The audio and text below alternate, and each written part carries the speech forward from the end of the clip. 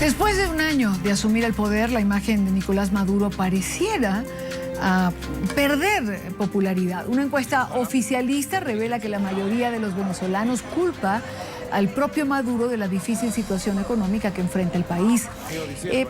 Uno de estos estudios, elaborado por el Instituto Venezolano de Análisis de Datos, el IVAD, ha revelado que el 53.5% está a favor de pedir la renuncia de Maduro y de convocar a elecciones presidenciales. Para conversar sobre este tema quiero saludar a Edgar Gutiérrez, consultor político en Venebarómetro. Bienvenido a la tarde de NTN 24. Señor Gutiérrez,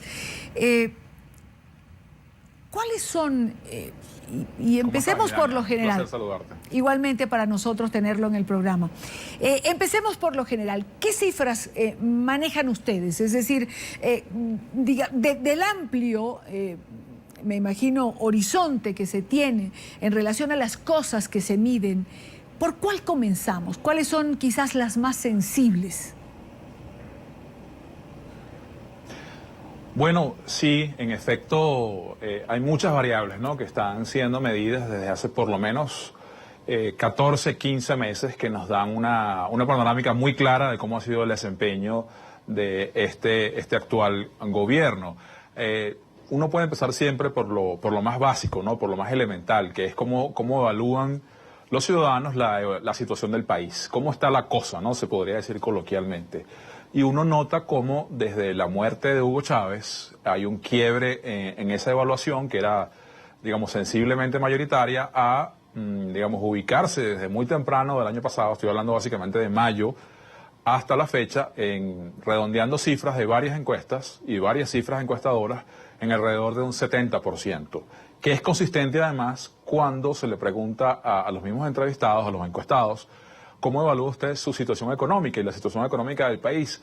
Bueno, ahí incluso hay números peores. Ahí prácticamente uno puede afirmar que 3 de cada 4 venezolanos piensan que la situación económica de Venezuela está mal o muy mal. Eso revela, bueno, el entorno tan difícil, tan complicado que se vive en el país y que, bueno, sufre quien está hoy en Miraflores. Creo que esa ha sido la marca que lo ha definido durante todos estos meses. Por ahí arrancaría yo. Ahora, 3 de cada 4 venezolanos, usted señala, piensa que el país está mal, pero muy mal. ¿Y la percepción de futuro? Sí. Cuando uno le pregunta a los venezolanos sobre esa aspiración, esa esperanza, podría decir uno, de cómo van a estar las cosas en el mejor, lo que históricamente uno siempre observa en los estudios de opinión, en los sondeos, es que a pesar de que las cosas puedan estar mal en el presente, siempre hay una esperanza de que las cosas estén mejor. Bueno, eso se quebró en Venezuela en el año 2013 y en este momento hay muchos más venezolanos que piensan que la situación económica va a empeorar con respecto a la situación actual. Estoy hablando básicamente de números de 55, números de 60%, que bueno, como le dije antes, significan un quiebre en esa tendencia histórica, siempre aspirar a tener un mejor futuro que un actual presente. Se quebró la esperanza. ¿Los venezolanos ven alguna salida? Sí. Bueno, fíjese, en ese sentido, varias de las encuestadoras, y en particular los estudios que yo he coordinado junto con el IVAD, me han reflejado varias cosas. Uno evalúa, por ejemplo, la razón de ser de muchas de las protestas que hoy están activas en Venezuela, y uno le pregunta a los venezolanos si están de acuerdo con que los ciudadanos pidan la renuncia del presidente, en este caso Maduro, y se convoquen a nuevas elecciones. Y una mayoría de venezolanos, estoy hablando cerca del 55%, en varios estudios, los más recientes, avalan esa tesis, es decir, una mayoría de venezolanos, no tan marcada, pero sí una mayoría de venezolanos están de acuerdo con ese argumento. Y cuando uno va más allá y explora otros mecanismos, todos ellos contemplados en la Constitución, uno se da cuenta que, bueno, por ejemplo, la solicitud de renuncia tiene cerca de un 30%, junto con la solicitud de referendo revocatorio, es decir, 2 de cada 3 estarían de acuerdo en que Maduro salga del poder, sea ahora, digamos, los que están como más urgidos de su salida, o que bien salga en el 2016 por un referendo revocatorio. Pero hay algo más, que es que cuando se le inquiere a los entrevistados sobre, bueno, usted avalaría, usted estaría de acuerdo con convocar a una nueva Asamblea Nacional Constituyente para renovar los poderes públicos y producir un cambio político en Venezuela, esa cifra puede llegar desde el 57 hasta el 62%. Eso revela además que la constituyente, que muchos hoy ven con malos ojos, yo no lo niego, creo que hay muchos obstáculos para su convocatoria y su posterior ejecución, pareciera que la constituyente pudiera ser en el horizonte venidero un punto de acuerdo, más que un punto de desacuerdo. Ahora, en la percepción de liderazgo, es decir, me gustaría hablar particularmente de Nicolás Maduro para luego ir a un liderazgo nacional y qué ve o qué ven los venezolanos, digamos, en esa perspectiva. Nicolás Maduro recibe un país, hereda el liderazgo del presidente Hugo Chávez al fallecer. Sabemos perfectamente que en política el liderazgo no se endosa, es decir, los votos no van inherentes a una decisión como la que en Venezuela se produjo, cuando el presidente Chávez le habló a Venezuela y dijo: es mi decisión irrevocable, absoluta, que voten por Nicolás Maduro. ¿Qué pasó con Maduro? ¿Por qué no ha sabido mantener, digamos, todo lo que Hugo Chávez puso en sus manos? Es una respuesta bien larga, voy a intentar ser lo más conciso posible. Arranquemos primero con ese endoso. Efectivamente, Maduro arranca la campaña electoral posterior a la muerte de Chávez con una ventaja muy importante. Los estudios más serios revelaron al menos una diferencia entre él y Capriles de al menos 28 puntos porcentuales.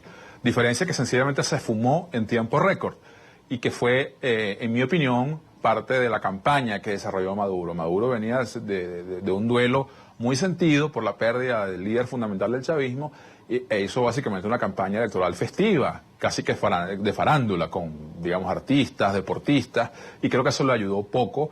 Además, creo que en la oposición se planteó una épica importante, digamos, de tenemos todo en contra, pero podemos ganar, y eso al final se tradujo en ese resultado tan estrecho y hoy tan cuestionado como el que vimos el 14 de abril.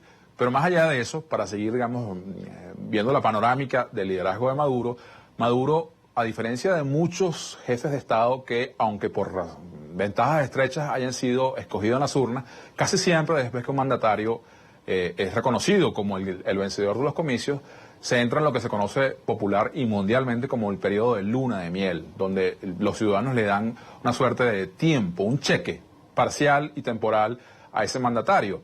Maduro nunca gozó de esa luna de miel. La popularidad y la evaluación sobre su desempeño al frente del gobierno venezolano siempre estuvo oscilando entre 52, 48, unas veces arriba, unas veces abajo, y sin duda en diciembre, o mejor dicho en noviembre, se produce lo que yo he llamado la gran inyección de glucosa, que es básicamente lo que se conoció aquí como el efecto DACA, o toda la aplicación de precios justos, todo el tema, digamos, de electrodomésticos, que ustedes documentaron muy bien. Eso produjo, sobre todo en el liderazgo de Maduro, un reagrupamiento, un endurecimiento de su mercado electoral nativo, me refiero al chavismo, que le fue suficiente para alcanzar el triunfo nacionalmente contado de las elecciones municipales del 8 de diciembre. Sin embargo, a partir de ahí, esa inyección de glucosa que produjo una subida de azúcar, tuvo su posterior bajón de azúcar. Y a partir de enero, y sobre todo ya después de iniciadas las protestas y en pleno mes de marzo, se nota como su popularidad ha ido cayendo de manera importante. Solo un dato: si en noviembre del 2013 Maduro contaba con una evaluación positiva del 55% de su gestión, hoy es de 42, de 41% si promediamos. Una caída importante contra una criticidad, una opinión negativa de 55, 57%. En términos de popularidad o agrado, Maduro también cayó estrepitosamente desde el mes de diciembre. Y hoy es una persona que, si uno suma los agrados y le resta los desagrados, tiene un saldo negativo de 12 puntos. Cosa muy distinta, por ejemplo, cuando uno observa otros liderazgos, que también es parte de su pregunta. ¿Cómo está el liderazgo en Venezuela? Bueno, uno tiene que sencillamente decir que los principales liderazgos de oposición son hoy mucho más importantes y tienen mucha más tracción que la del propio presidente Maduro. Hoy, una persona que está tras las rejas, quien es Leopoldo López, es la persona más popular del país, con una diferencia a su favor en saldo muy importante. Le sigue Capriles, luego Maduro muy lejos con un saldo negativo de -12 y muy atrás Diosdado Cabello con -30 puntos. El desagrado de Cabello es muy importante, es casi que demoledor. -30 puntos de desagrado el de Diosdado Cabello. Ahora, cuando hablamos de los líderes nacionales, bueno, es que es impactante, ¿no? Es impactante lo de los 30 puntos de Diosdado Cabello, pero bueno, creo también que el presidente de la Asamblea... Es más o menos es un cerca de un 25% de personas que declaran agrado a favor de Cabello, pero contra un número cerca de 60 y largo que desagradan. Cuando uno hace la resta de ambos bloques, uno se consigue con un saldo de -30 en términos de popularidad. Claro, lo que uno se pregunta a veces, señor Gutiérrez, es si el propio presidente de la Asamblea ha trabajado este desagrado. Es decir, cuando uno lo ve en la Asamblea, la manera en que manda a callar, la manera en que se expresa, la manera en que dirige los debates, es decir, a veces uno tiene la duda de si realmente este 60% es algo que el presidente de la Asamblea ha querido ganarse a puro pulso.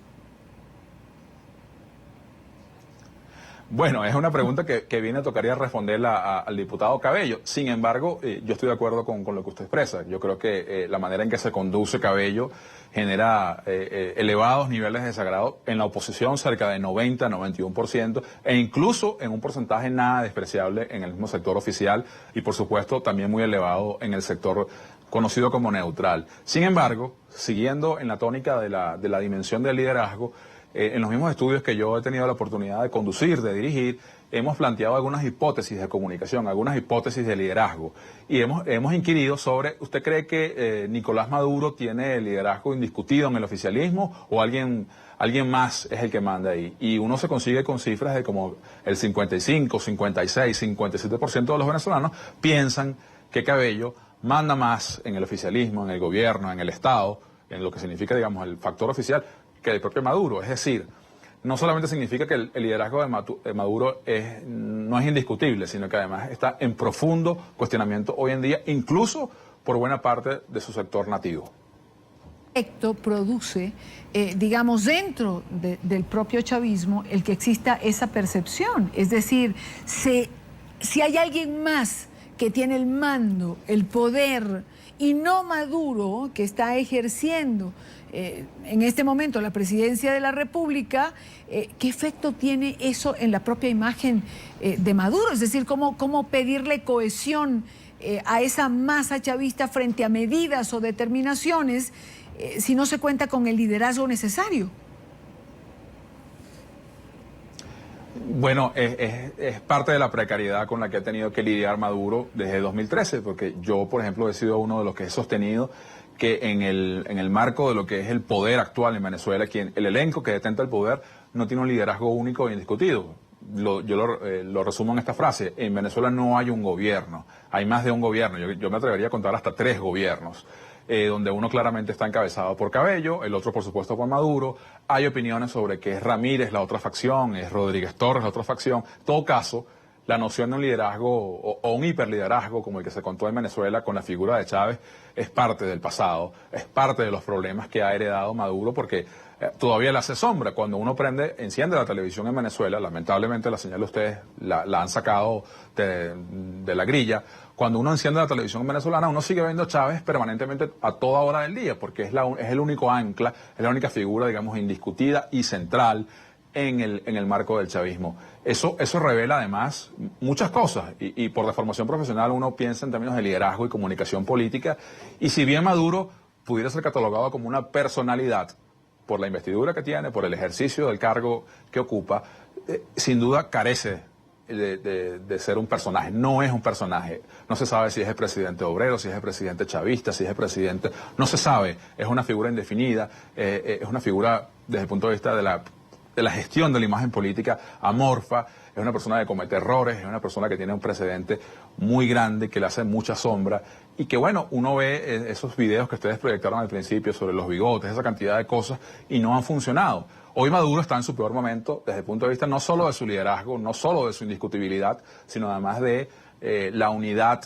o al menos la percepción de unidad en el marco del chavismo. Ahora, hablemos de los líderes opositores. Decía usted que el líder más popular en este momento es Leopoldo López, seguido de Enrique Capriles Radonsky.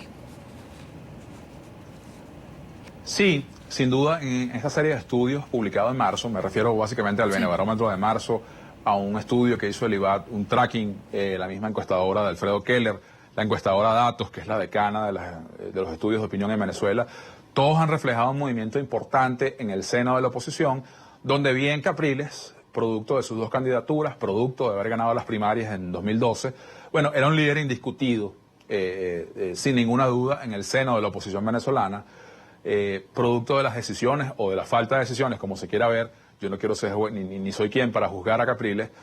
Bueno, han ocurrido cambios importantes en el seno opositor. Y aunque Capriles hizo en mi criterio, una tarea loable al enfrentar las elecciones locales, creo que también el resultado electoral del 8 de diciembre ha mermado considerablemente en su imagen, sumado además a algo que yo sí públicamente he cuestionado en el debate político venezolano, que es que en buena parte o en buena medida se explican muchas cosas en Venezuela al entender que la MUD no fijó una política clara después de esas elecciones de diciembre.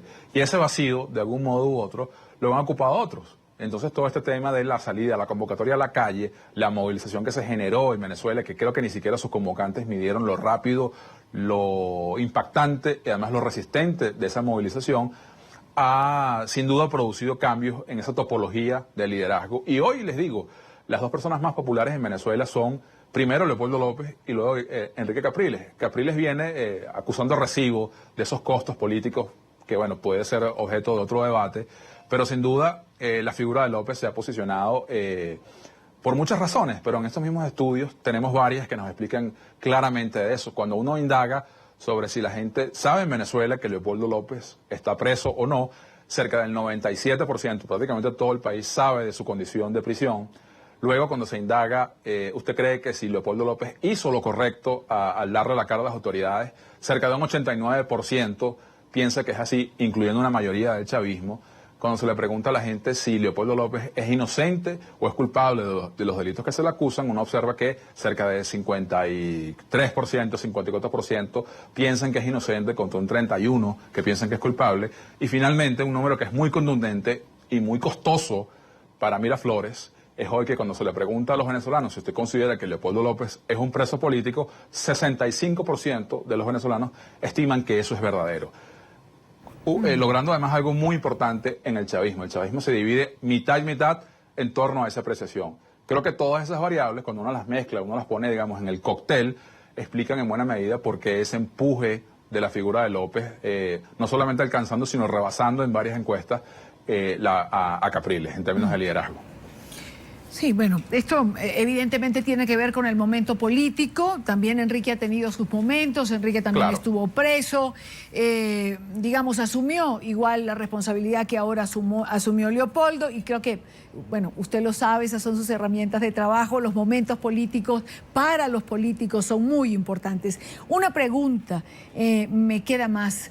Sí. Los estudiantes, ¿cómo están percibidos los estudiantes por el grueso de los venezolanos?